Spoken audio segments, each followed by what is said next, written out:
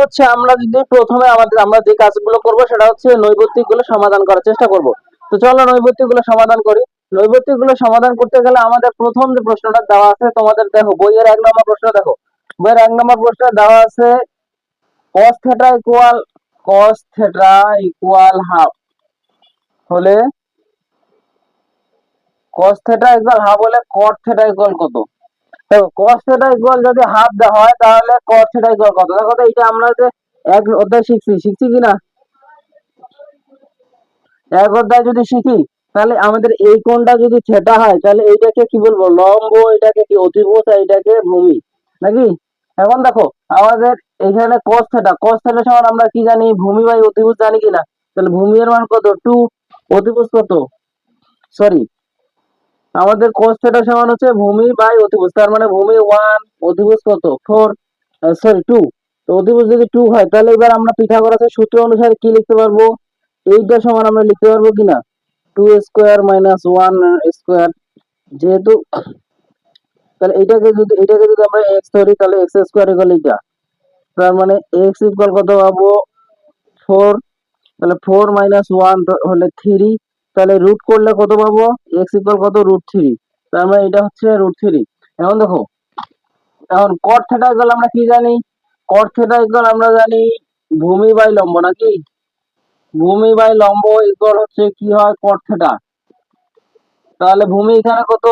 1, আর লম্ব কত? √3। তার মানে আমাদের অ্যান্সার কত? √3। আমাদের এই √3 কত নম্বরে আছে? 1/√3 কত নম্বরে আছে? ক নম্বর। তাহলে আমাদের অ্যান্সার হচ্ছে ক। তাহলে দেখো 2 নম্বর অঙ্ক আমাদের দেওয়া আছে। 2 নম্বর অঙ্কে দেওয়া আছে cos square theta minus sine square theta equal 1/3। এরপরে আর কি দেওয়া আছে? cos to the power 4 theta minus sine to the power 4 theta, এইটার মান বের করতে বলছে, নাকি? তো দেখো এইটাকে আমরা কি লিখতে পারবো? দেখো তো cos থিটা এর উপরে স্কয়ার, তার উপরে আরেকবার স্কয়ার লিখতে পারবো? যদি পারি, তারপর একইভাবে সাইন স্কয়ার থিটা তার উপর স্কয়ার, এটা লেখা যাবে তো? দেখো তো এই স্কয়ার স্কয়ার গুণ করলে কত হয়? 4। তাহলে 4 হবে কিনা? আবার স্কয়ার স্কয়ার গুণ করলে 4। এখন দেখো আমরা এটাকে a square minus b square সূত্র বসাইতে পারি। যদি বসাইতে পারি তাহলে cos square theta plus 1, sorry, plus sine theta, sine square theta. আরেকটা আরেকটা কি হবে আমাদের? cos square theta minus sine square theta. কেন বলো তো? a square minus b square equal a plus b into a minus b। এখন দেখো cos sine square plus cos square বা cos square plus sine square equal আমরা কি জানি? 1। আবার এইটুকের মান কত দেওয়া আছে? দেখো তো এইটুকের মান দেওয়া আছে কত? 1/3। তার মানে 1 এর সাথে 1/3 গুণ করলে কি 1/3 পাবো। তো 1/3 তোমাদের কত নম্বর অপশনে দেওয়া আছে? ঘ নাম্বার। তার মানে উত্তর হচ্ছে ঘ। 3 নম্বর হচ্ছে cot theta minus 30 degree equal 1/√3 হলে সাইন থিটা এর মান বের করতে। সাইন থিটা মান কিসের মান বের করতে বলছে? সাইন থিটা ইকুয়াল কত, নাকি? দেখো তো এই অঙ্কটাতে এই যে cot theta মাইনাস 30 ডিগ্রি, 30 নাকি? 30 ডিগ্রি, এটা যদি আমরা বের করি, দেখো তো এবার cot কত ডিগ্রির মান? cot কত ডিগ্রির মান? 1/√3। দেখো cot কত ডিগ্রির মান? 1/√3। cot 60 ডিগ্রি মান 1/√3। সবটা একটু মনে মুখস্থ করে নিবা, কারণ এই সব মুখস্থ না করলে তোমরা কখনোই অঙ্ক করতে পারবে না। যেমন cos 60 ডিগ্রি মান 1/√3। এখন এই cot কি বাদ দিতে পারি কিনা? আমাদের ত্রিকোণমিতিক সূত্র অনুসারে আমরা cot বা ত্রিকোণমিতিক অনুপাতগুলো বাদ দিতে পারি। তাহলে আমরা কি পাবো? Minus 30 degree equal 60 degree. এখন থিটা ইকুয়াল তাহলে কত? 60 ডিগ্রি প্লাস 30 ডিগ্রি ইকুয়াল কত? 90 ডিগ্রি হবে। তার মানে আমাদের এইটা হচ্ছে না, থিটার মান কত? 90 ডিগ্রি। তার মানে সাইন থিটার জায়গায় কত? 90 ডিগ্রি। তো সাইন 90 ডিগ্রির মান কত? 1। তার মানে অ্যান্সার হচ্ছে 1। এই অপশনটা তোমাদের কত নম্বরে দেওয়া আছে? গ নম্বর। তার মানে গ নম্বর উত্তর।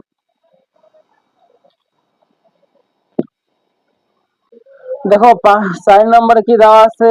tan 3a ইকুয়াল √3 হলে a ইকুয়াল কত?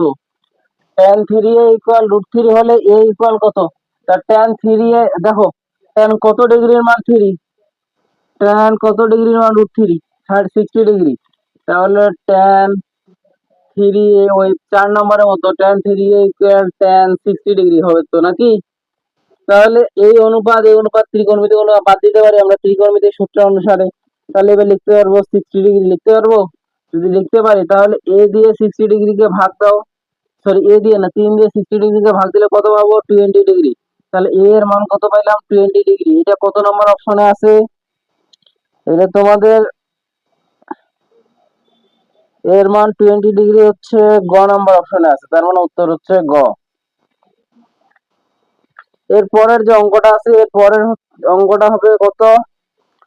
জিরো জিরো থেকে 0 এর সমান এবং 0 থেকে বড় এবং 90 এর সমান 90 থেকে বড় হলে সাইন থিটা এর সর্বোচ্চ মান কত? সাইন থিটার সর্বোচ্চ মান হবে 1।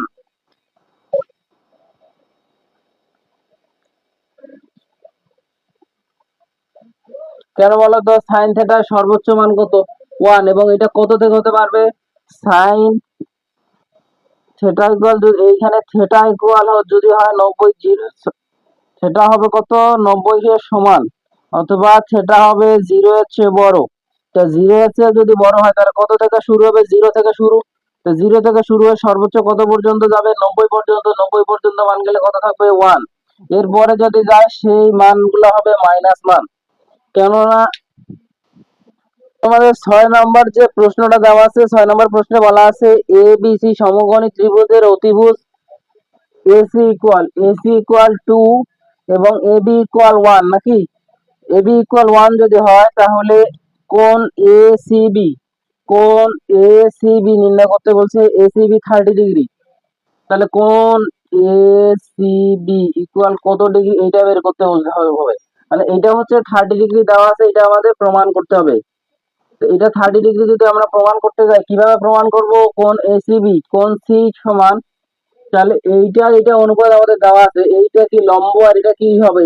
অতিভুজ। আর লম্ব আর অতিভুজ নিয়ে কি হয়? Sine theta.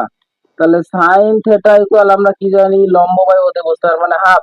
এবং সাইন কত ডিগ্রির মান হাফ? ভালো করে ছকে দেখো তো, সাইন কত ডিগ্রির মান হাফ? সাইন 30 ডিগ্রির মান হাফ।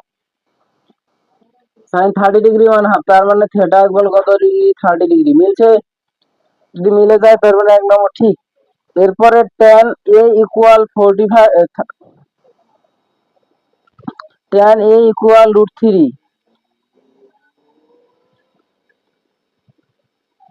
এখন দেখো tan A ইকুয়াল √3 নাকি?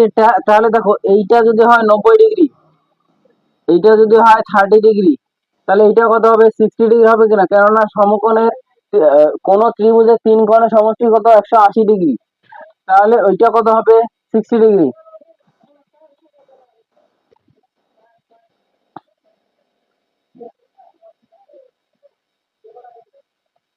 এখন tan 60 ডিগ্রির মান দেখো, তার মানে কত? tan 60 ডিগ্রির মান কত? ভালো করে দেখো, tan 60 ডিগ্রির মান √3।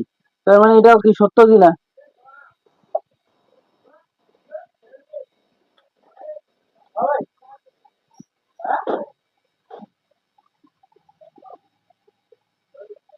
এখন দেখো সাইন A প্লাস সি নাকি?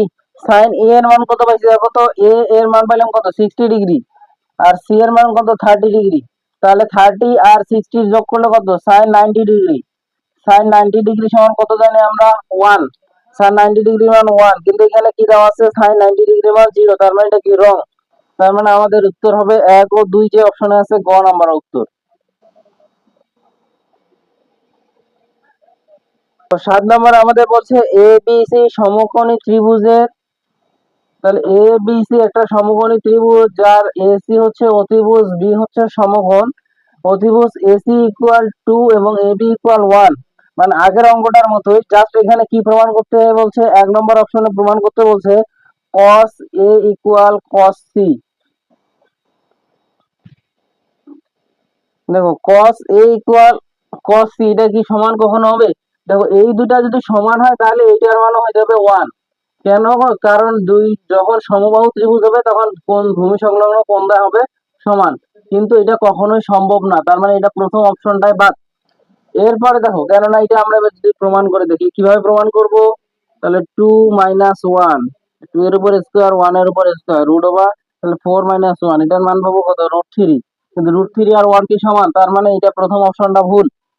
দ্বিতীয় অপশন হচ্ছে sec cos a plus sec a equal 5/2। দেখো এইটা থেকে আমরা কি এটা কত মান পাইছি, √3 পাইছি কিনা।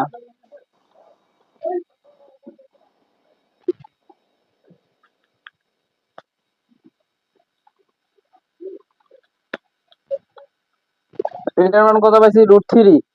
এখন দেখো এটার মান যদি হয় √3, তাহলে আমাদের কিসের মান বের করতে বলছে, cos a ইকুয়াল আমরা কি লিখতে পারবো, cos a ইকুয়াল আমরা লিখতে পারবো, এটা যদি লম্ব হয় তখন এটা হবে কি, ভূমি আর এটা অতিভুজ, তাহলে cos এর জন্য ভূমি বাই অতিভুজ, তার মানে হাফ।